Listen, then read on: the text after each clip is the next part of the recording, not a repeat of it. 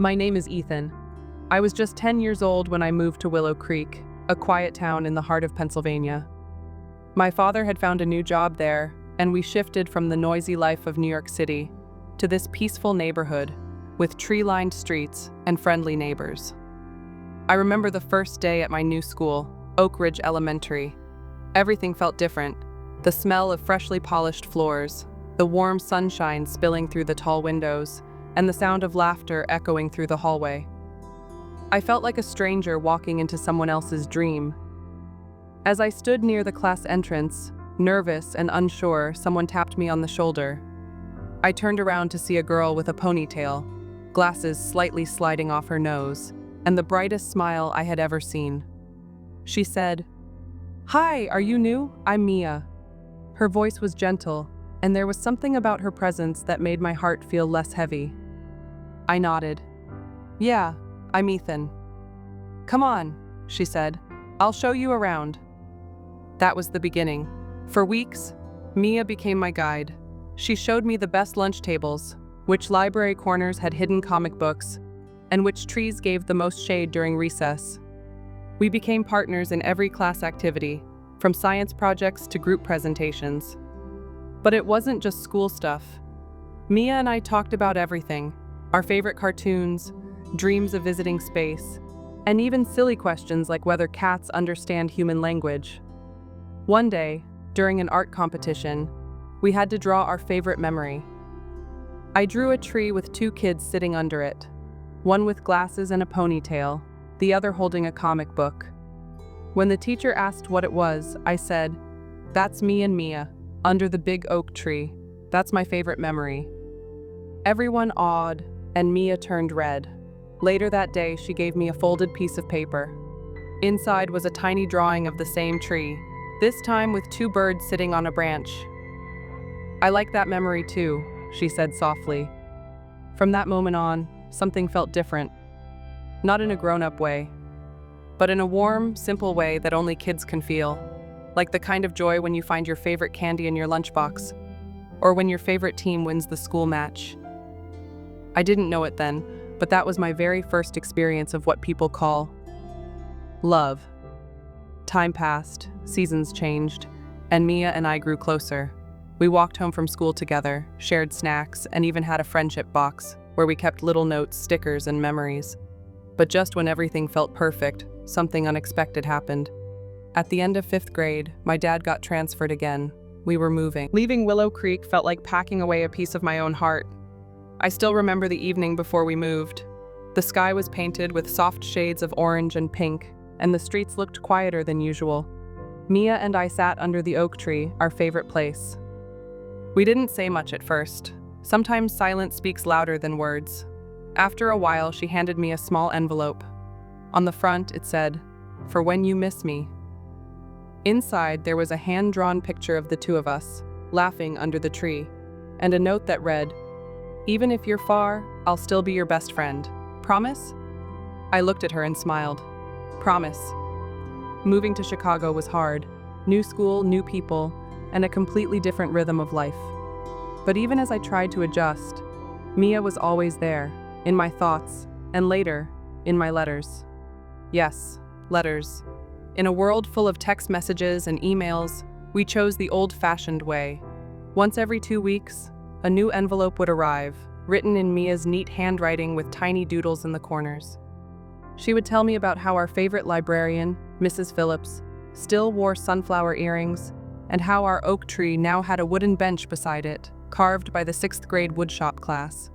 I would write back, telling her about my new school, the cafeteria food, and how I was trying out for the school newspaper. Sometimes we included drawings, sometimes little pressed flowers. Once, she sent me a tiny bracelet made of colored thread. She said it was a memory holder. I wore it every day. As months passed, something started changing. Our words became deeper. We didn't just talk about daily events. We started sharing how we felt. "I miss how you always shared your cookies," she wrote once. "I miss how you understood me without saying anything," I replied. These weren't just childhood memories anymore. They were building blocks of something more, a bond that was slowly turning into something beautiful. Then came a surprise I never expected.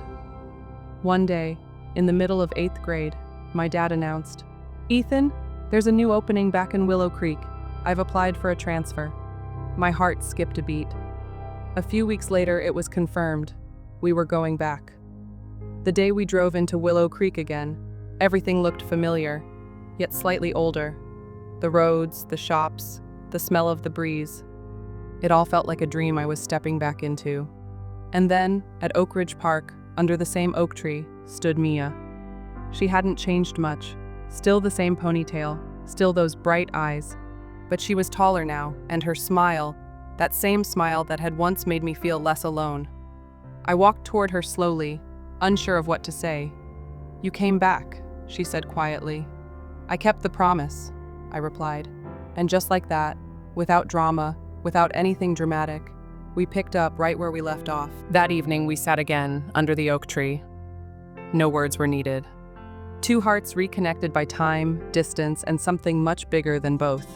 Friendship, trust, and maybe, just maybe, something beginning to grow deeper. High school began like the turning of a new chapter in a favorite book. Everything felt bigger, the hallways, the responsibilities, the choices. But what hadn't changed was my bond with Mia. We were in different sections now, but that didn't stop us from finding each other during lunch, walking home together, or sitting under the oak tree whenever we needed a moment of peace. We studied together, helped each other with assignments, and shared dreams about the future. She wanted to be a teacher, the kind who makes learning feel like a story, she said. I wanted to be a writer. And just like that, our dreams started to weave together, words and wonder. One winter afternoon, while we were working on a school project in the library, I asked her, "Do you remember the bracelet you gave me?" She smiled. "Of course, you still have it." I nodded and showed it to her. The colors had faded a little, but it was still there on my wrist, a symbol of something stronger than time. She looked at me and said softly, "You were the first friend who really understood me." I replied, "You were the first person who made me feel like I mattered." There was a pause, not an awkward one, but the kind that makes you realize the moment is special. That day, I understood something quietly. We weren't just kids anymore. We were growing, and so was our connection. But growing up isn't always simple. In 10th grade, Mia's father got a job offer in another state. I heard the news from her one windy afternoon. She tried to sound calm, but I could tell she was worried. "They're thinking about moving to Oregon," she said. "Nothing is final, but if it happens..." I felt the same hollow feeling I have felt years ago, the fear of distance. But this time, we were older. We knew that sometimes life changes paths, and even if we couldn't control the wind, we could still hold on to the sail. Why promise to stay in touch, through letters, video calls, and visits whenever possible?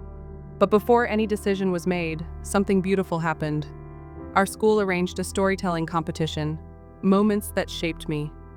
I decided to write about Mia, not by name, but about a girl who changed the way I saw the world, how her kindness, friendship, and belief in me made me who I was becoming. I didn't expect anything big. I just wrote from the heart. On the day of the competition, I read it aloud in front of the school. As I spoke, I saw Mia sitting in the second row, listening intently. When I finished, there was a silence, and then a soft applause that grew louder. Later that evening, she came up to me and said, "That was the most honest thing I've ever heard." I smiled. "It was always about you." She looked at me for a moment, then said, "Even if I move, nothing will change. I'll always be that girl under the oak tree, and you'll always be the boy who kept his promise." Thankfully, her family didn't have to move after all. The offer was declined, and Mia stayed. But even if she had left, we both knew, true connection doesn't fade with time or distance. Years later, as I look back on those days, I still remember the first time I met Mia, the girl with the bright smile who said, "I'll show you around." And in showing me around a new school, she showed me something much greater, the meaning of trust, friendship, and a quiet kind of love that grows gently, like sunlight through leaves. My first love wasn't about grand gestures. It was about small kindnesses, handwritten notes, and sitting under the same tree year after year, knowing deep down we'd always be there for each other.